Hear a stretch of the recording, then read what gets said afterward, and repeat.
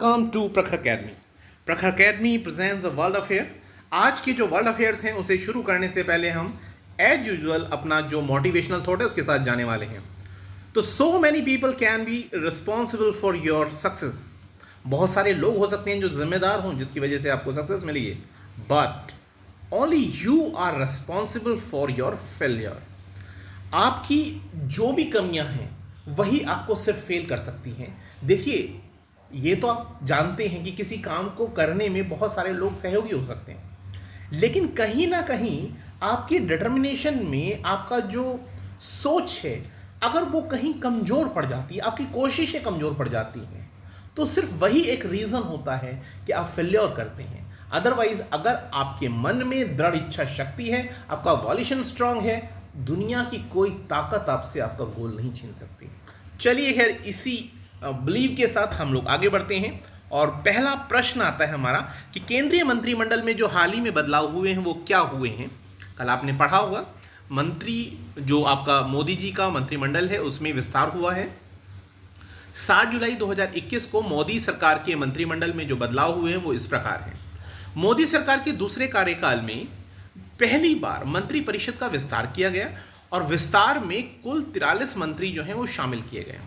इनमें 15 जो हैं वो कैबिनेट स्तर के हैं और 28 जो हैं वो राज्य मंत्री बनाए गए हैं।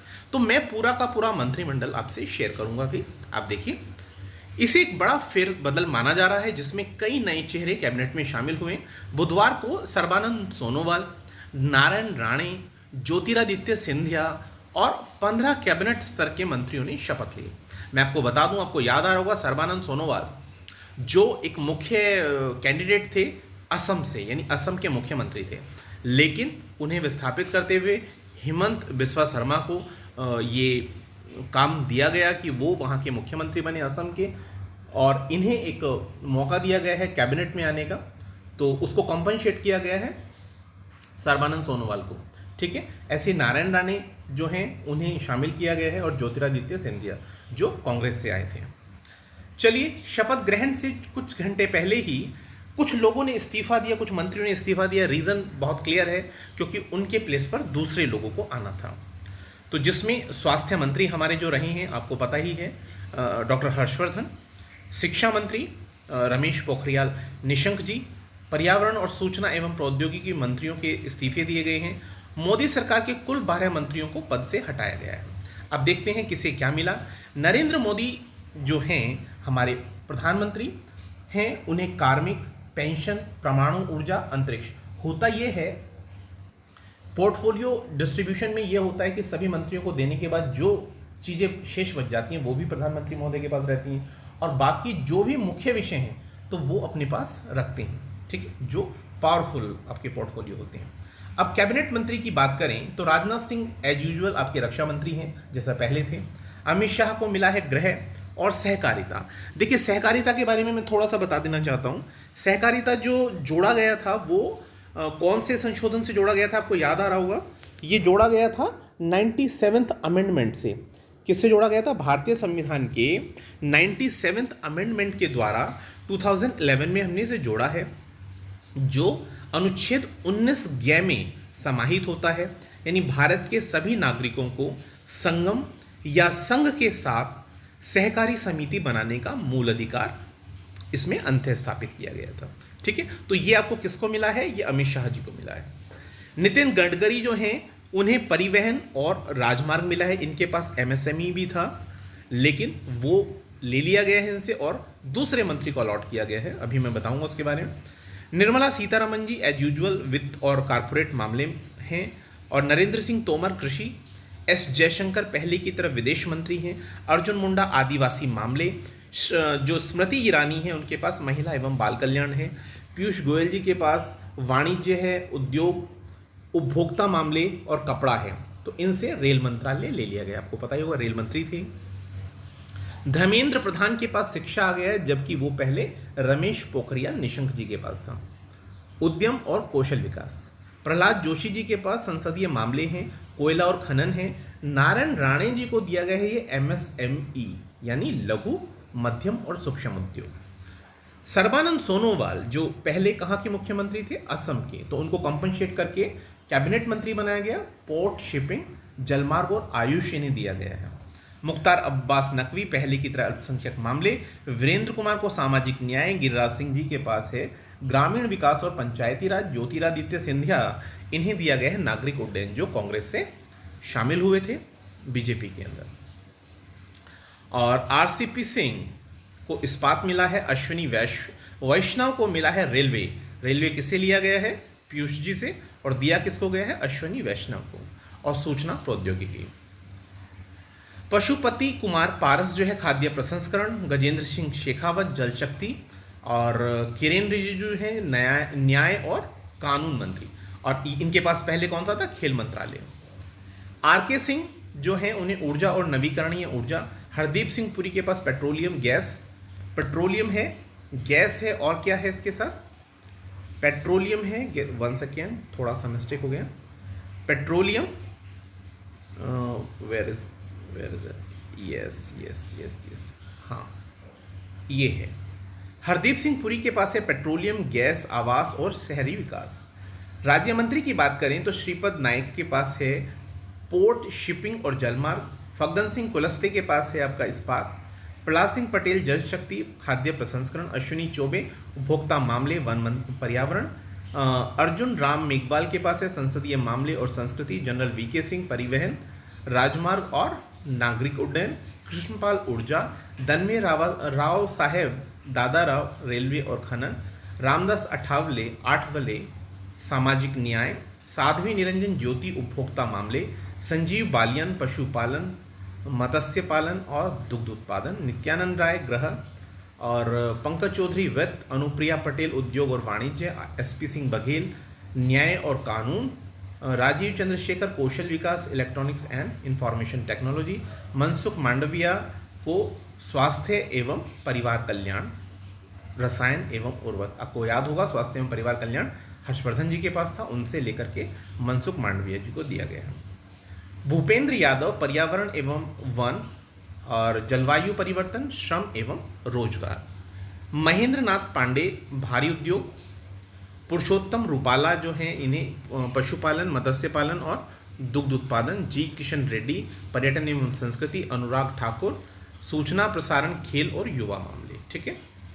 स्वतंत्र प्रभार वाले जो राज्य मंत्री हैं उनमें राव इंद्रजीत सिंह के पास सांख्यिकी और कार्यक्रम क्रियान्वयन है। जितेंद्र सिंह के पास विज्ञान और टेक्नोलॉजी प्रधानमंत्री कार्यालय। शोभा करांद लाजे को कृषि और किसान कल्याण। भानु प्रताप सिंह वर्मा को लघु मध्यम और सूक्ष्म उद्योग। दर्शना विक्रम जरदोश को जो है रेल कपड़ा है। वी मुरलीधरन विदेश। मीनाक्षी लेखी के पास विदेश और संस्कृति। सोम प्रकाश वाणिज्य और उद्योग। रेणुका सिंह सरुता आदिवासी मामले। रामेश्वर तेली पेट्रोलियम और गैस। कैलाश चौधरी कृषि और किसान मंत्रालय कल्याण। अन्नपूर्णा देवी शिक्षा।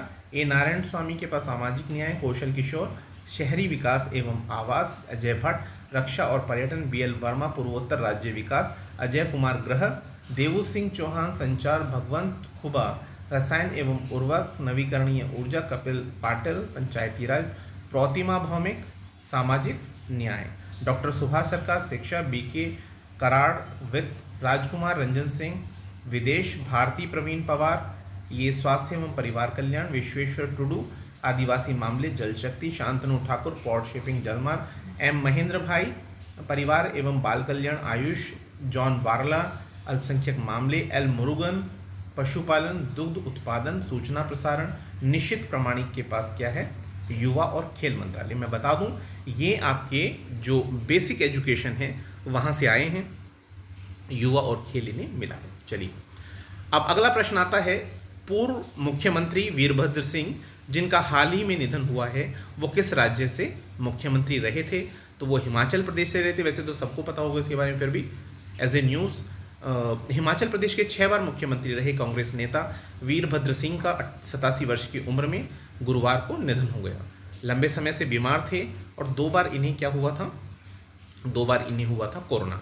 ठीक है, पहली बार 12 अप्रैल को, उसके बाद 11 जून को उनकी रिपोर्ट जो है वो पॉजिटिव आई। ठीक है, तो ये आपके एक्सपायर हुए हैं। ये कहाँ के? इनके पिता जो थे वो पदम सिंह बुशर रियासत के राजा थे। वीरभद्र सिंह 1962 में पहली बार महासू सीट से लोकसभा चुनाव जीते थे। इसके बाद 1967, 71, 80, 2009 में भी लोकसभा के लिए चुने गए। वीरभद्र पहले रोहड़ू सीट से विधानसभा चुनाव लड़ते थे। बाद में रोहड़ू सीट आरक्षित होने के कारण 2012 में शिमला ग्रामीण सीट से उन्होंने चुनाव लड़ा। 2017 में उन्होंने ये सीट अपने बेटे विक्रमादित्य के लिए छोड़ दी थी, ठीक है, और खुद अर्की से चुनाव लड़े थे और अभी भी वो वहाँ से ऑलरेडी कैंडिडेट थे। अब अगला प्रश्न आता है, फेंगयून जो उपग्रह है वो किस देश ने लॉन्च किया? आपको पता ही होगा, ये चाइना के द्वारा किया गया। बीजिंग मतलब देश का जो कैपिटल होता है उससे संबोधित किया जाता है, मतलब चीन कहें आप या बीजिंग कहें, उसके माने एक ही हैं राजनीतिक रूप से। 5 जुलाई चीन ने सोमवार को एक नया मौसम उपग्रह सफलतापूर्वक प्रक्षेपित किया। यह देश की मौसम पूर्वानुमान क्षमता को बढ़ाने के अलावा विश्व के बर्फ से ढके हुए उन हिस्सों और समुद्र की सतह के तापमान को भी निगरानी करेगा। इनकी जो सरकारी समाचार एजेंसी है शिन्हुआ, उसके मुताबिक उपग्रह को जो नॉर्थ वेस्ट चाइना है उसके ज्यूक्वान उपग्रह प्रक्षेपण केंद्र से उसकी निर्धारित कक्षा में भेज दिया गया है। खबर के मुताबिक उपग्रह 11 दूर संवेदी पेलोड से लैस है, जो FY-3E नाम का एक उपग्रह है और ये मिलिट्री सेवा नहीं दे रहा बल्कि असैन्य सेवा के लिए सुबह के समय विश्व का पहला मौसम उपग्रह होगा जिसे कि भेजा गया है और ये 8 साल तक उम्मीद की जा रही है कि सेवा देगा। साथ ही साथ ये प्राकृतिक आपदा, पारिस्थितिकी की भी निगरानी करेगा। मौसमिक आपदाओं का जो प्रभाव है उसे घटाने में हमारी मदद करेगा, क्योंकि अगर समय से सूचना मिल जाए तो हम जो अफेक्ट पड़ता है उस अफेक्ट को कम कर सकते हैं। इसके अलावा ये सौर और अंतरिक्ष वातावरण और उनके प्रभावों की भी निगरानी करेगा। अगला प्रश्न आता है, जो रिचर्ड डॉनर हैं जिनका हाल ही में निधन हुआ है वो किस क्षेत्र से संबंधित हैं? तो वो फिल्म निर्देशक हैं। आपने फिल्म सुपरमैन देखी होगी, तो क्योंकि वो सभी ने देखी होगी इसलिए एग्जाम्पल लिया है, उसी के वो फिल्म निर्देशक थे। अगला प्रश्न आता है, किस राज्य में मेट्रो ने भारत की पहली UPI आधारित कैशलेस पार्किंग शुरू की है? तो इसे शुरू करने वाला DMRC है, दिल्ली मेट्रो रेलवे कॉरपोरेशन है। और इसको जो किया गया है कैशलेस, तो ये किस माध्यम से होता है? जैसे आप फास्टैग देखते हैं तो उसी तरह से ये रेडियो फ्रिक्वेंसी के बेसिस पर अपना जो कैश कलेक्ट होता है। इसका फ़ायदा क्या है? कॉन्टैक्टलेस एक तरह से लेन देन होता है, जिससे कम से कम लोग जब आपस में लेन देन नहीं करेंगे डायरेक्ट, तो उससे कोरोना जो है उसके स्प्रेड होने में भी उसके स्प्रेड होने को रोका जा सकता है। दूसरी बात ये है कि समय जो है उसमें समय की कमी रहती है, जिससे कि आपको समय वेस्ट नहीं होता। एशिया फुटबॉल परिसंघ महिला एशियाई कप 2022 कहाँ पर आयोजित किया गया? कुछ इन्फॉर्मेटिव क्वेश्चन शामिल किए हैं, तो इसका उत्तर हो जाता है मुंबई।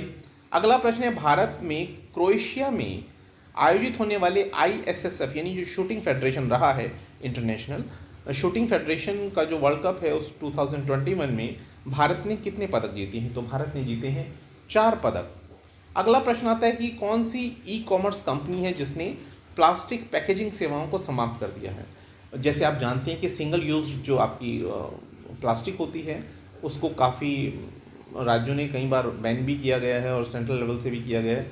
तो बेसिकली ये क्यों बैन किया जाता है? आपको पता ही होगा, जो पॉलीथीन है या आपका जो प्लास्टिक है तो ये आपका डिकम्पोज नहीं होती, तो ये अपने आप में बहुत बड़ी समस्या है, क्योंकि जो चीज़ डिग्रेडेबल नहीं है तो वो क्या है, वो आपको उससे फाइट करना पड़ेगा, क्योंकि उसका अपना अंबार लगता चला जाएगा। तो कोशिश की जा रही है कि प्लास्टिक का कम से कम यूजेस हो, ठीक है। तो उसी के चलते जो ई-कॉमर्स कंपनी है जिसका नाम फ्लिपकार्ट है, उसने ऐसा किया है कि जो प्लास्टिक पैकेजिंग की सेवाएं थी उन्हें समाप्त किया गया है। भारतीय खो खो महासंघ के अध्यक्ष चुने गए हैं, दोबारा से चुने गए हैं सुधांशु मित्तल, ठीक है। अगला प्रश्न आता है, खादी प्राकृतिक पेंट के जो ब्रांड एम्बेसडर हैं उन्हें वो किसे बनाया गया है? तो ये हैं आपके नितिन गडकरी जी, बिल्कुल आप जानते हैं इनको, परिवहन मंत्री हैं मिस्टर गडकरी। अगला है आपका, विदेश मंत्री S जयशंकर ने भी हाल ही में किस देश की आधिकारिक तौर पर यात्रा की है? तो ये की है रशिया की, और रशिया के जो आपके प्रेसिडेंट हैं वो व्लादिमीर पुतिन हैं, जिनके बारे में आपको पता ही है। चलिए खैर, अगला प्रश्न आता है दुर्लभ काला तेंदुआ किस बाघ अभ्यारण्य में भी देखा गया है? तो ये कौन सा है? ये है नगजीरा बाघ अभ्यारण्य, जो कहाँ पर है? महाराष्ट्र के नवेगांव में स्थित है। सुखबीर सिंह संधू किस राज्य के नए मुख्य सचिव नियुक्त किए गए हैं? तो ये किए गए हैं उत्तराखंड राज्य के, और बेसिकली इन्होंने रोजगार को बढ़ाने की बात की। इन्होंने कहा कि जो कोविड है उसकी समस्या तो बड़ी है ही, लेकिन रोजगार की समस्या और बड़ी हो जाती है, क्योंकि बिना रोजगार के सर्वाइव करना बड़ा मुश्किल हो जाता है। ठीक है, तो इसी को लेकर के 1988 बैच के जो उत्तराखंड कैडर के IAS अधिकारी हैं डॉक्टर सुखबीर सिंह संधू, उन्होंने आज प्रदेश के नए मुख्य सचिव बनाए गए हैं। उन्होंने मंगलवार को, ये मंगलवार की बात है, को प्रदेश के 17वें मुख्य सचिव के रूप में कार्यभार संभाला। इस दौरान उन्होंने सचिवालय में बातचीत करते हुए कहा कि रोजगार एक ऐसी चीज़ है जो कोविड से भी बहुत ज़्यादा प्रभावित हुई है, और हमें ज़्यादा से ज़्यादा इस पर जोर देना है कि रोजगार को कैसे बढ़ाया जाए। कहा कि सरकार की जो भी नीतियाँ होंगी उनको प्राथमिकता से वो लागू कराएंगे। अगला प्रश्न आता है पोस्ट पेड मनी, ये सुविधा किस कंपनी के द्वारा दी जा रही है? तो पोस्ट पेड से मतलब आपको समझ ही आ गया होगा कि यानी पहले आप यूज़ कर लें, उसके बाद आप पेमेंट कर दें, यानी यूज़ नाउ पे लेटर। तो ये है आपका पेटीएम से सभी वाकिफ़ हैं। तो विजय शंकर शर्मा जो हैं वो इसके संस्थापक हैं। और चलिए खैर इसी के साथ आगे बढ़ते हैं। मोहम्मद अजरुद्दीन को किस क्रिकेट संघ के अध्यक्ष के रूप में नियुक्त किया गया है? तो यह है आपका हैदराबाद क्रिकेट संघ, उसके अध्यक्ष बनाए गए हैं। भारतीय एक्वा किसानों के लिए कौन सा मोबाइल ऐप जो है वो लॉन्च किया गया? ये डिटेल्ड वीडियो बनाऊंगा मैं, लेकिन अभी आप पढ़ लीजिए, इन्फॉर्मेटिव क्वेश्चन है। मत्स्य सेतु, ठीक है, किसने किया है? मत्स्य सेतु। अगला प्रश्न है कौन सी राज्य सरकार रायथू भरोसा चेतना यात्रा जो है उसको आयोजित करेगी? तो ये करने वाली है आंध्र प्रदेश सरकार। कौन सी? आंध्र प्रदेश सरकार। अगला प्रश्न था ओलंपिक के लिए क्वालिफाई करने वाले दूसरे गोल्फर बन गए हैं उदय मानी। ये देख रहे हैं आप, ये गोल्फर हैं उदय मानी। इनके बारे में थोड़ा सा डिटेल देख लीजिए। मंगलवार को टोक्यो ओलंपिक खेलों की प्रवेश सूची में 60वें स्थान के खिलाड़ी के रूप में शामिल किया गया उदयन माने को। वो क्वालिफाई करने वाले अपने ही वतन के अनिर्बान लाहिरी के साथ मैदान में दूसरे भारतीय के रूप में खेलेंगे। पता ही होगा आपको पहले भारतीय कौन बने थे? अनिर्बान लाहिड़ी, और अब दूसरे नंबर पर बन गए हैं आपके उदयन माने। ठीक है, तो मेरे ख्याल में इतना काफ़ी है इसके लिए। आगे बढ़ते हैं। अब महोदय, श्रीनगर में गोल्फ प्रशिक्षण अकादमी का शुभारंभ किसने किया है? तो ये किया है आपके लेफ्टिनेंट जो आपके हैं जनरल मतलब LG कौन है? ये हैं आपके मनोज सिन्हा। ठीक है, तो इसी के साथ आज का जो करंट अफेयर का सेशन है ख़त्म होता है, और मैं उम्मीद करता हूँ आपको ये कंटेंट पसंद आएगा। और please like, subscribe and share if you like the content. Have a good night.